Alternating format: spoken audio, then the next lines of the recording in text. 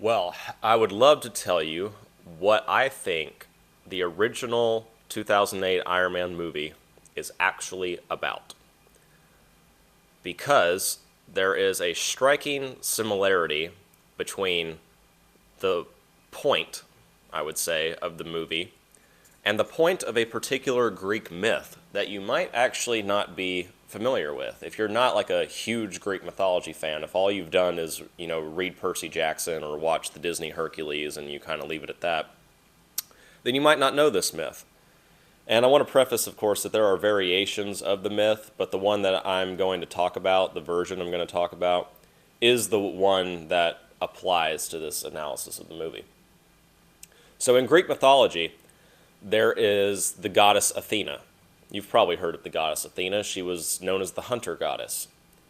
Now, she was also known as the goddess of wisdom.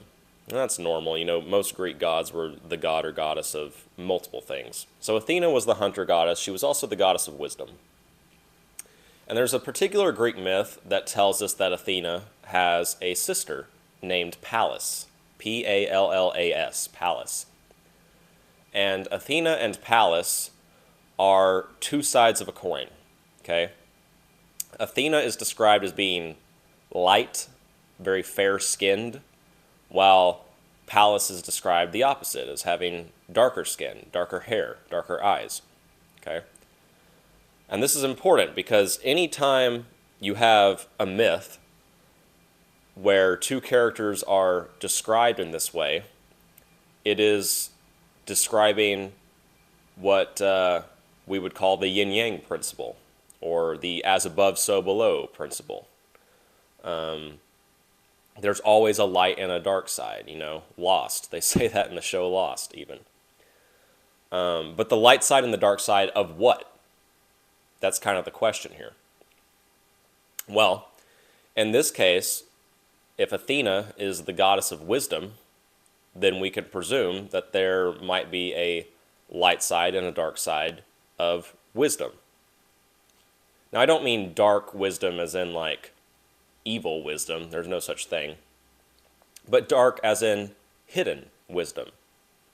Or, as the ancients would maybe put it, occult wisdom. Occult just means hidden. Okay?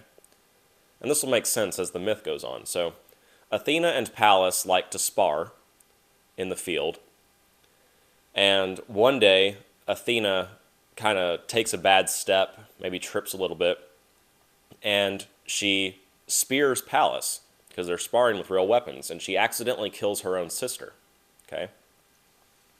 So she's stricken with grief, and she decides to, first of all, take on Pallas's name to memorialize her sister. So she's sometimes known as Pallas Athena, as opposed to just Athena.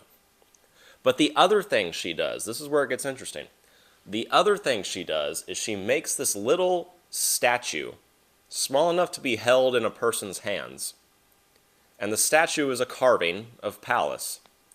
Again, supposedly to memorialize her. What is the name of the statue? What is it called? It's called the Palladium. Ah, interesting, right? So as Indiana Jones might put it, the legend says, if you were to believe in this sort of thing, that the Palladium actually contains the power of dark wisdom, that is, occult wisdom, occult knowledge. And if you were to pretend for a second that the Palladium was actually a real thing, well, it's been treated something like an Indiana Jones artifact might be treated. It was kept by the people in power at the time and eventually lost to history during some war or invasion or the other. And now it's pursued all around the world by cults or people who are aware of its existence because they want to possess it, because it will bless them with wisdom beyond what the average person is blessed with in their lifetime. Now you look at Iron Man. What is Iron Man about? Well, Iron Man is about this billionaire tech billionaire who gets trapped in a cave, and to escape, he makes the arc reactor and the Iron Man suit. And what is the core element that powers the arc reactor? It's goddamn palladium. That's what it is. And that's not a coincidence. I mean, I don't believe coincidences exist. And so when Tony Stark emerges from the cave, which we might liken to the Platonic cave, if you know about Plato's cave and the allegory of Plato's cave, we might liken it to the Platonic cave, and he escapes the Platonic cave using the power of the palladium, using the power of occult knowledge, and he emerges from the cave a god. He's flying through the sky. He's shooting fire from his hands. For all intents and purposes, he's kind of invincible, at least in comparison to everybody else on Earth, all the other human beings on Earth, right? And, I mean, I don't know, do with that what you will. I would say